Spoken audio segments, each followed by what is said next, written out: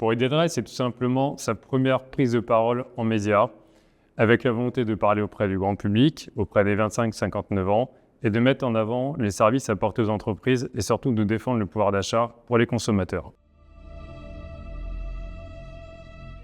C'est une opération qui se voulait massive et très puissante puisque nous étions présents sur 4 médias, la presse, la radio, l'affichage et le digital.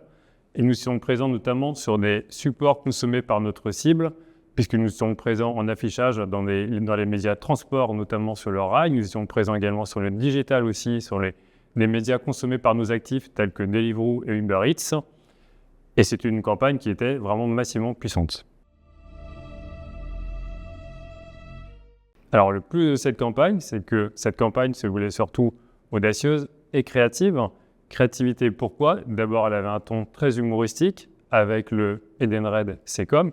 Et le but de ce message-là, c'était de les mettre dans des supports appropriés au message. Un exemple, l'aspect culinaire, les tickets restaurants de Edenred, c'était de les voir dans un support approprié tel que Deliveroo, Uber Eats ou Mediatable. Il y a eu plusieurs résultats à cette campagne. Dans un premier temps, premier résultat sur la visibilité. Nous avons plus de 600 millions de contacts en affichage, plus 73% de couverture en radio. Donc on retrouve ici une campagne vraiment massive et très visible.